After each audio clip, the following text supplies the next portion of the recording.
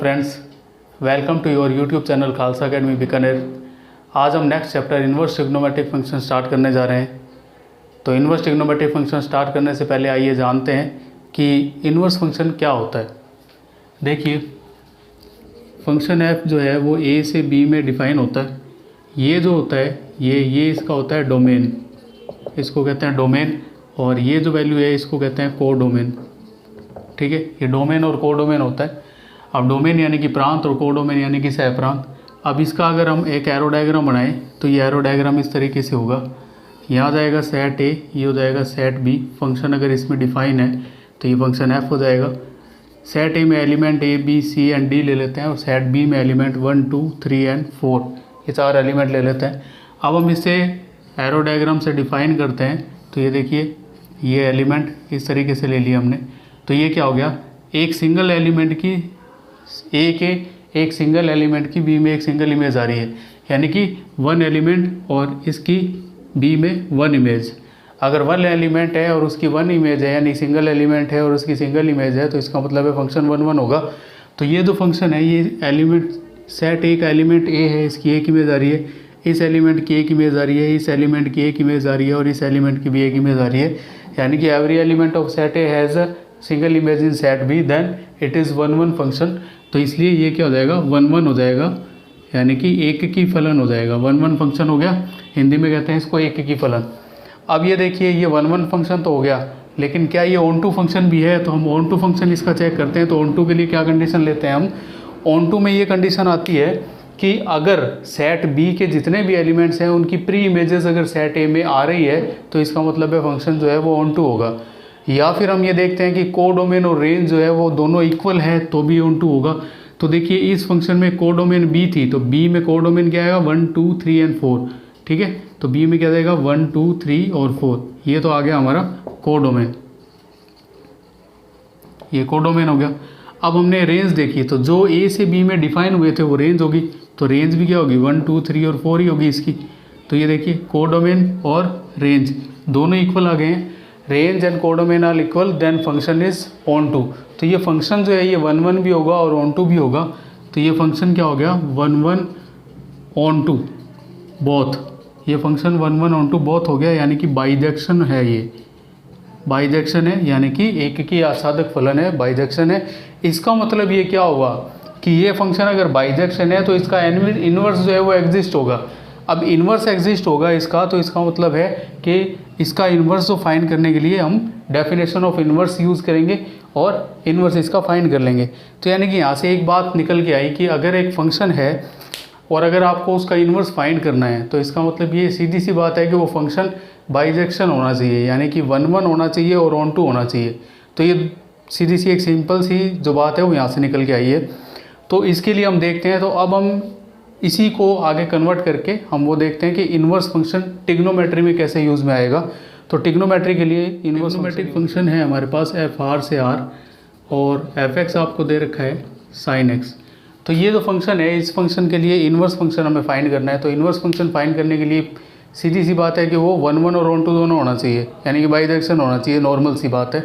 तो बाइजेक्शन करने के लिए हमें क्या करना पड़ेगा, देखिए हमें चेक करना पड़ेगा कि ये फंक्शन 1 1 और ऑन टू दोनों हो रहा है या नहीं हो रहा है। तो मैं आपको चेक करके बताता हूँ कि ये फंक्शन 1 1 होगा या नहीं होगा। तो देखिए, 1 1 के लिए क्या है, हमें क्या दे रखा है, डोमेन दे रखा है। तो डोमेन क्या है, रियल नंबर है। तो देखिए 1 1 चेक करते हैं। तो ये 1 1 चेक किया हमने। तो 1 1 में क्या लिया हमने, यहाँ पे ये सेट ए और ये सेट बी ले लिया। सेट ए और सेट बी, सेट ए हमें क्या दे रखा है, रियल नंबर दे रखा है। सेट बी भी हमें रियल नंबर दे रखा है, और ये फंक्शन कह रहा है कि इस तरीके से डिफाइन है। अब ये देखते हैं कि क्या ये 1 1 और ऑन टू दोनों है क्या। तो हम ये देखिए, रियल नंबर है तो रियल नंबर में साइन ले लेते हैं। अगर हम साइन की वैल्यू यहाँ पे रियल नंबर में π/2 ले लें, ठीक है, और यहाँ पे एक वैल्यू ले लें 5 π/2। देखिए π/2 और 5 π/2 दो हमने अलग अलग वैल्यूज़ लिए हैं। अब 5 π/2 जब हम इसके अंदर पुट करेंगे तो यहाँ क्या आएगा, देखिए f यहाँ पे π/2 पुट किया तो ये वैल्यू आएगी अपने पास साइन π/2, साइन 91 होती है। फिर हमने f 5 π/2 पुट किया तो ये वैल्यू अपने पास आएगी साइन 5 π/2। तो साइन 5 π/2 को क्या लिख सकते हैं, साइन 5 π/2, ये भी π/2, 2 π/2, 3 π/2, n π/2 = 1। तो यहाँ पे क्या आ रहा है, आंसर 1 आ रहा है। यानी कि ये देखिए 2 एलिमेंट्स हैं जिनकी एक सिंगल इमेज आ रही है। जब 2 एलिमेंट्स की एक सिंगल इमेज आ जाती है तो इसका मतलब है फंक्शन 1 1 नहीं होता। तो ये जो फंक्शन है ये कौन सा फंक्शन हो गया, ये मैनी वन फंक्शन हो गया। मैनी वन फंक्शन यानी कि हिंदी में कहते हैं बहु एक ही फलन हो गया, ये मैनी वन फंक्शन हो गया ये। अब ये फंक्शन मैनी वन फंक्शन हो गया है। अब हमें ये देखना है कि देखिए मैनी वन फंक्शन हो गया तो इसका मतलब है इन्वर्स तो एग्जिस्ट करेगा नहीं। अब इन्वर्स एग्जिस्ट करने के लिए 1 1 और ऑन टू दोनों होना चाहिए था, 1 1 है नहीं है तो इन्वर्स एग्जिस्ट नहीं करेगा। अब ऑन टू भी इसका देख लेते हैं।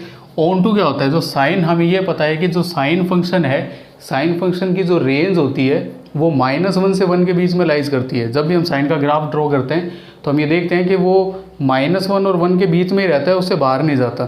ठीक है, तो ये क्या हो जाएगा, इसका कोडोमेन। देखिए ऑन टू फंक्शन के लिए क्या आएगा, अगर मैं इसका ऑन टू चेक करता हूँ तो इसका जो कोडोमेन है, कोडोमेन जो गिवन है वो तो R दिया हुआ है हमें, ये रहा कोडोमेन। और इसकी जो रेंज है ये हमें पता है -1 से 1 तक होती है। तो यहाँ देखिए कोडोमेन जो है वो नॉट इक्वल टू रेंज है, कोडोमेन रेंज के इक्वल नहीं आ रहा है। जब कोडोमेन रेंज के इक्वल नहीं होगा तो इसका मतलब क्या होगा, फंक्शन ऑन टू भी नहीं होगा। तो ये फंक्शन ना तो 1 1 है और ना ही ऑन टू है, तो इस फंक्शन का इन्वर्स जो है हम फाइंड नहीं कर सकेंगे। लेकिन हम इन्वर्स ट्रिग्नोमेट्रिक फंक्शन पढ़ रहे हैं तो उसके अंदर हमने देखा है कि साइन इन्वर्स आता है।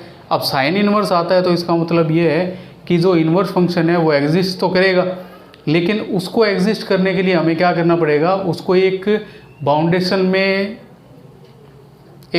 देनी पड़ेगी। उसको बाउंडेशन का मतलब हो गया कि यानी कि उसको एक डोमेन और रेंज जो है उसकी एक फिक्स करनी पड़ेगी कि यहाँ से यहाँ तक अगर हम वैल्यू यूज़ करें इसकी तो वो 1 1 और ऑन टू दोनों आ जाए। तो आइए वो चेक करते हैं। तो साइन का ग्राफ कुछ इस तरीके से होता है।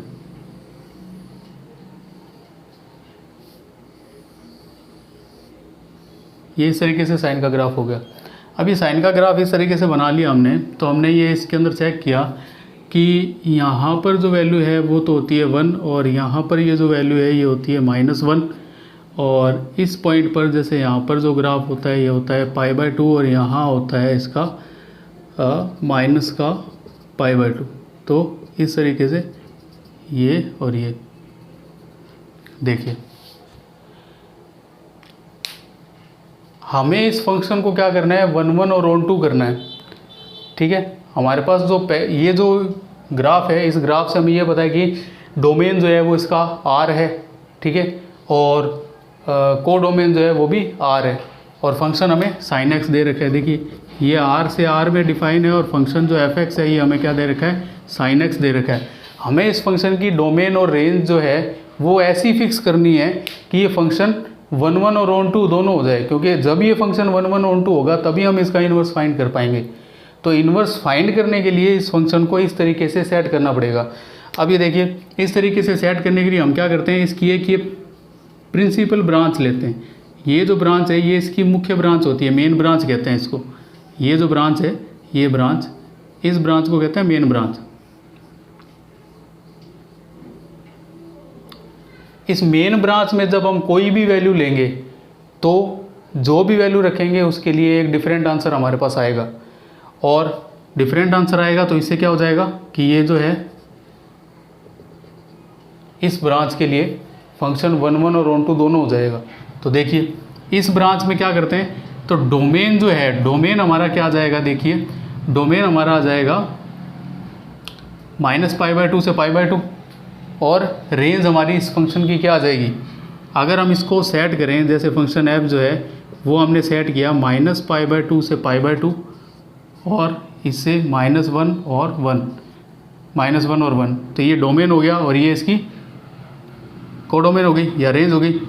और फंक्शन जो है वो f(x) जो है ये अभी हमारे पास क्या था, sin x था।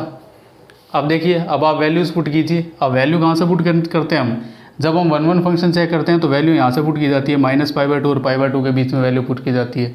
अब देखिए -π/2 और π/2 के बीच में क्या क्या वैल्यू आएगी, -90 के उस साइड में लेंगे तो ये क्या जाएगा, -60 डिग्री, -30 डिग्री, -45 डिग्री, फिर यहाँ पे 0 भी आ जाएगा और फिर यहाँ पे +30 degree, 45 degree, 60 degree.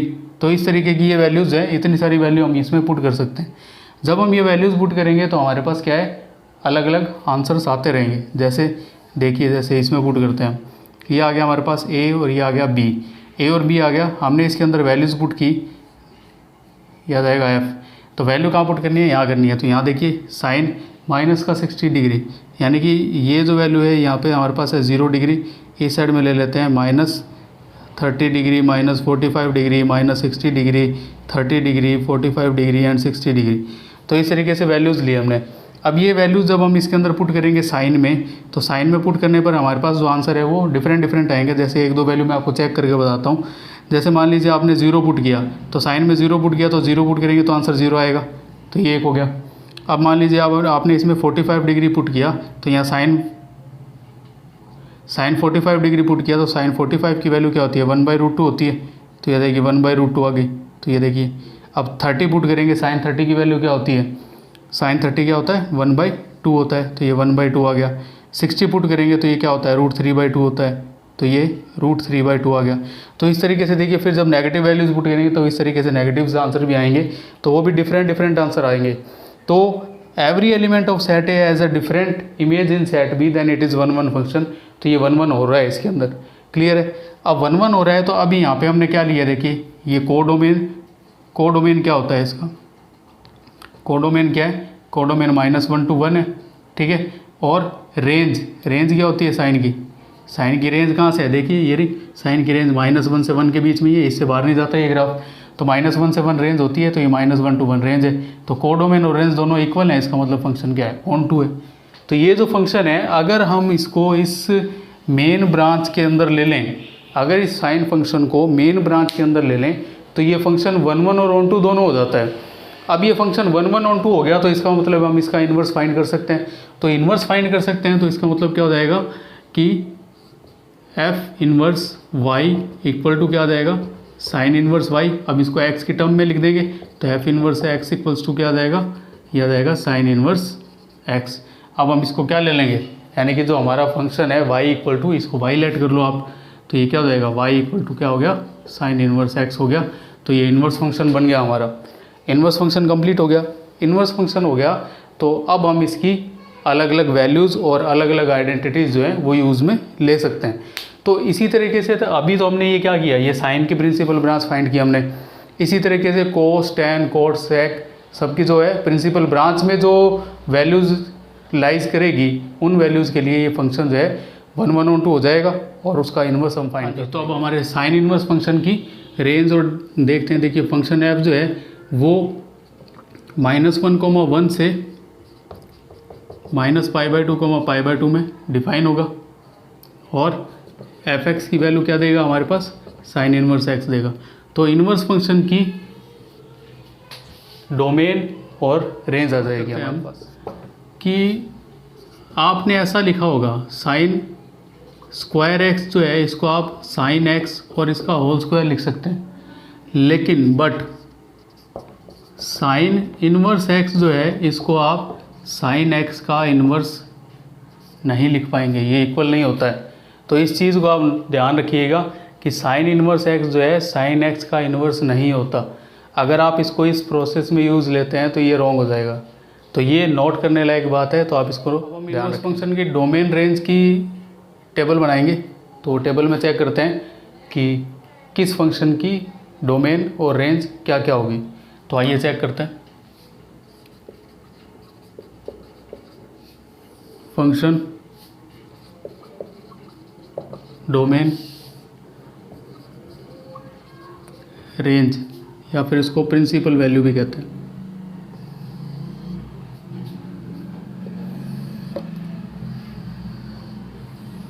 First function लेते हैं हम sign inverse x. Sign inverse x का जो डोमेन होता है वो -1 to 1 होता है, और इसकी जो रेंज होती है वो -π/2, π/2 होती है। तो ये आपको टेबल याद करनी है। Cos inverse X -1 to 1 and range 0 to π। tan inverse X x belongs to R domain and range -π/2 से π/2 और small bracket, -π/2 to π/2 small bracket. cot inverse x belongs 0, π sec inverse x r minus 1,1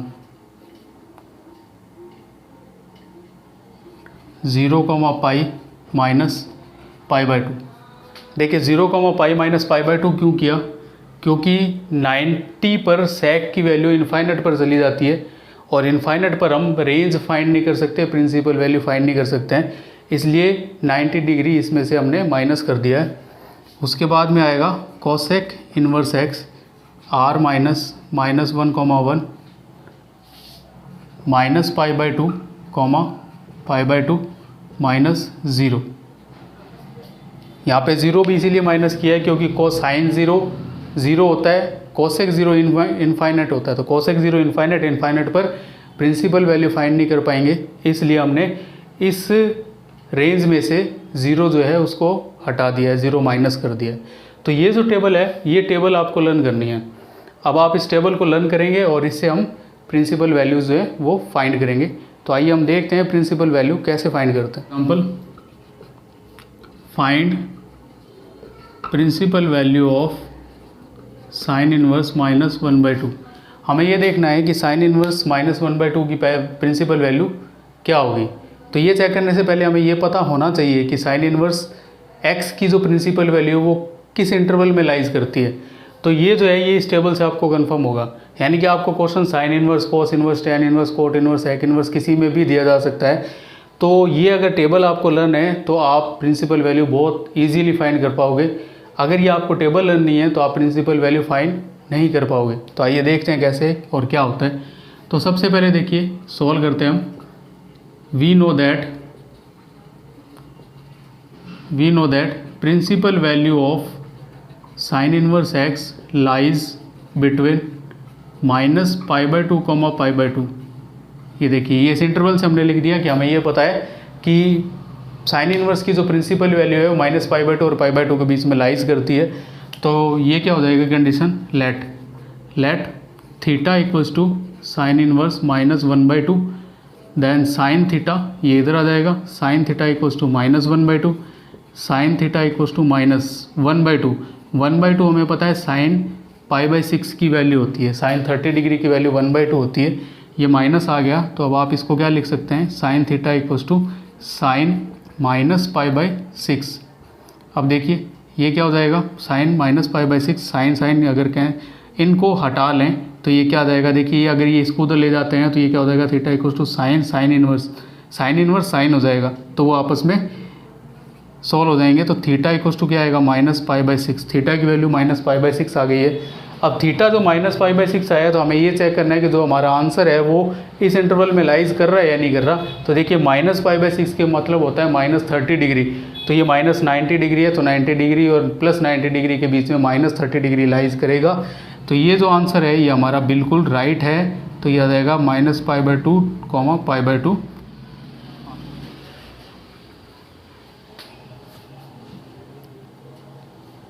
देखिए question second करते हैं। Second number question दे रखा है, find principal value of cos inverse -1/2। Cos inverse -1/2 की principal value आपको फाइंड करनी है। तो principal value of cos inverse -1/2 find करने के लिए सबसे पहले आपको पता होना चाहिए कि कॉस इनवर्स की प्रिंसिपल वैल्यू किस इंटरवल में लाइज करती है। तो यहाँ लिखो आप, we know that principal value of cos inverse x lies between 0, π। तो देखिए cos इनवर्स की वैल्यू 0, π में लाइज करती है। तो 0, π में लाइज कर रही है तो इसका मतलब क्या होगा, let theta equal to cos inverse -1/2, then cos theta equal to -1/2, cos theta equal to minus cos। देखिए 1/2 वैल्यू cos में 60 डिग्री की होती है, देन π/3। अब ये देखिए cos π/3 है, तो हमें क्या करना पड़ेगा कि ये वैल्यू जो है वो इस इंटरवल में लेके आनी है। तो इस इंटरवल में लाने के लिए हमें ये चेक करना पड़ेगा कि ये कौन से क्वाड्रेंट में आएगा। तो देखिए cos -θ, cos नेगेटिव आ रहा है cos, तो हमें ये पता है कि cos नेगेटिव जो है वो या तो इस सेकेंड इंटरवल में होता है और या फिर थर्ड इंटरवल में होता है। फर्स्ट में और फोर्थ में जो cos है वो पॉजिटिव होता है। तो इन दो इंटरवल में लाइज करेगा। तो हम इस इंटरवल में पहले चेक करते हैं। तो इस इंटरवल में चेक करने के लिए क्या आएगा, इस ये इंटरवल कौन सा है, पाई माइनस थीटा इंटरवल है। तो यहाँ पे चेक किया तो ये जाएगा कॉस थीटा इक्वल्स टू, यह आ जाएगा cos pi minus pi by 3। Cos pi minus theta equals to minus cos theta. देखिए कॉस पाई माइनस थीटा यानी कि कॉस पाई माइनस थीटा को ये लिख सकते हैं हम, तो माइनस कॉस पाई बाई 3 को ये लिख दिया। अब इसको अगर सॉल्व करेंगे तो थीटा इक्वल्स टू क्या आ जाएगा, 2 पाई बाई 3 आएगा। 2 पाई बाई 3, 2 पाई बाई 3 की वैल्यू कितनी होगी, 120 डिग्री। 120 डिग्री वैल्यू होगी, तो 120 डिग्री 0 और 180 के बीच में लाइज करता है। इसका मतलब है ये आंसर हमारा बिल्कुल राइट है। तो ये answer. Question number 3, find principal value of sec inverse minus under root 2। Sec inverse minus under root 2 की प्रिंसिपल वैल्यू आपको फाइंड करनी है। तो सबसे पहले आपको क्या पता होना चाहिए, we know that principal value of sec inverse x lies between sec inverse x. Sec inverse x की प्रिंसिपल वैल्यू कहाँ लाइज करती है, देखिए 0 पाई माइनस पाई बाई 2 इसमें लाइज करती है। तो ये आपको पता होना चाहिए ताकि आप यहाँ पर लिख पाएँ। तो ये क्या हो जाएगा, let theta equal to sec inverse minus under root 2, sec theta equals to minus under root 2, sec theta equals to minus sec pi by 4। Sec 45 degree की वैल्यू रूट 2 होती है। तो ये क्या हो जाएगा, देखिए ये भी क्या आ रहा है, नेगेटिव आ रहा है। नेगेटिव आ रहा है तो आपको इसको भी चेक करना पड़ेगा कि ये कौन कौन से क्वाड्रेंट में नेगेटिव होगा। तो ये भी देखिए इसमें और इसमें, इन दो क्वाड्रेंट में, यानी सेकंड और थर्ड में नेगेटिव होगा। तो इस क्वाड्रेंट में पहले लेंगे तो पाई माइनस थीटा इसमें आएगा। तो ये थीटा दे रखा है, आप चेक करिए, sine sec theta equals to minus ये आ जाएगा sec pi minus pi by 4।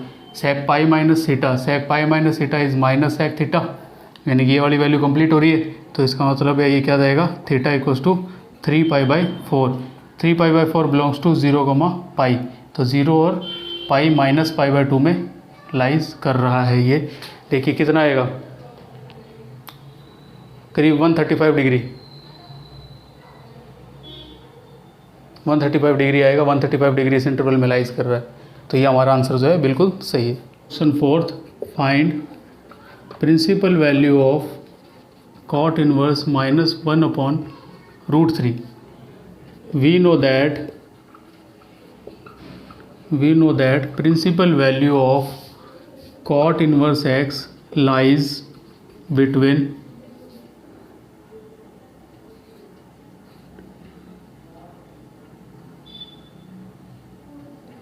0 pi 0 pi, lies between 0 pi, इस इंटरवल में लाइज करती है।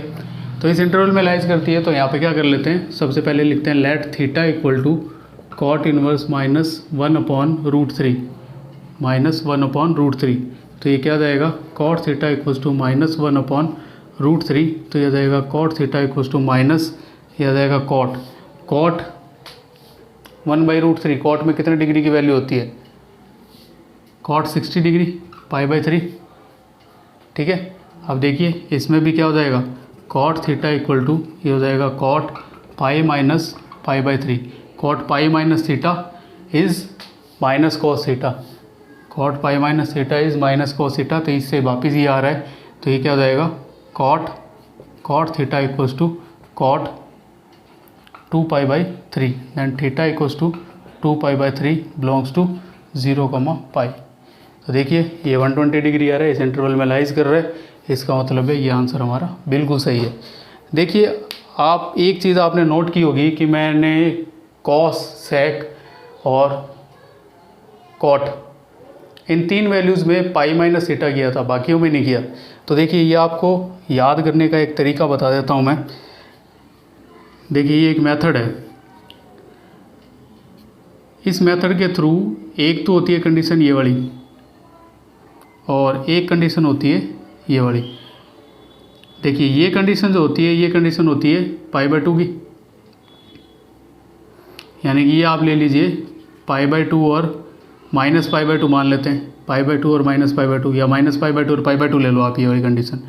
जब पाई बाई 2 वाली कंडीशन पर जाएगा तो इसमें कौन होता है, देखिए sine inverse x, cos inverse x, sine inverse x, tan inverse x and cosec inverse x, इनकी वैल्यू देता है -π/2 और π/2।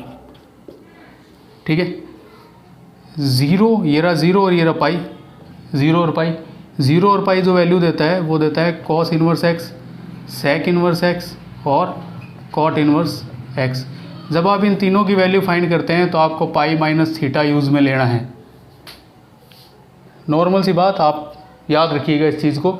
जब आप इन तीनों को सॉल्व करते हैं, कब सॉल्व करते हैं? जब ये नेगेटिव वैल्यू दे रहे हो। जैसे ये देखिए कॉट इनवर्स माइनस एक्स, ये नेगेटिव वैल्यू दे रहा है। सेक इनवर्स -√2 नेगेटिव वैल्यू दे रहा था।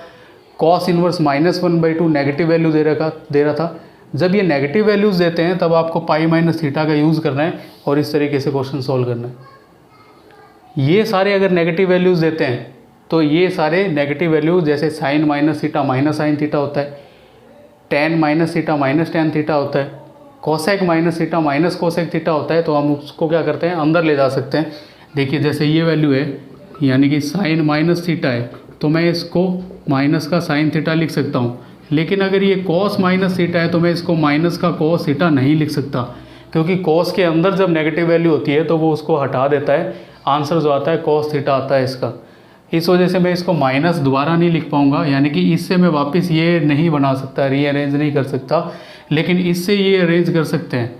तो इस वजह से ये जो तीन वैल्यूज़ होती हैं, इन तीन वैल्यूज़ में अगर माइनस नेगेटिव वैल्यू आती है तो हम उसको अंदर ले जाके और सोल्व कर देते हैं। जैसे हमने साइन वाला क्वेश्चन किया था, एक साइन इनवर्स -1/2, उसमें माइनस अंदर ले गए थे, -π/6 आंसर आया था, तो वो उसमें हम कर सकते थे। लेकिन अगर जो ये तीन वैल्यूज़ देते हैं, ज़ीरो और पाई वाले जो होते हैं, तीन वैल्यूज़ देते हैं ये, यानी कि कॉस इनवर्स, सेक इनवर्स और कॉट इनवर्स नेगेटिव वैल्यूज़ देंगे, वो आपको पाई माइनस थीटा करके ही सोल्व करना है। इस बात को आप नोट कर लीजिएगा अच्छी तरह से। आज हमने इनवर्स ट्रिग्नोमेट्रिक फंक्शन का इंट्रोडक्शन पार्ट लिया और उसमें ये जाना कि इनवर्स फंक्शन कैसे फाइंड करते हैं और साइन इनवर्स की डोमेन रेंज क्या होती है, साइन इनवर्स की principal value, cos inverse principal value, इन सब की प्रिंसिपल वैल्यूज़ जो हैं वो कैसे फाइंड करते हैं। नेक्स्ट वीडियो में हम देखेंगे इनवर्स ट्रिग्नोमेट्रिक फंक्शन की प्रॉपर्टीज़ और उन प्रॉपर्टीज़ पर बेस्ड क्वेश्चन। तो आशा करता हूँ आज का वीडियो आपको बहुत पसंद आया होगा। तो जल्दी से वीडियो को लाइक और शेयर करें और चैनल को सब्सक्राइब करें। Thank you.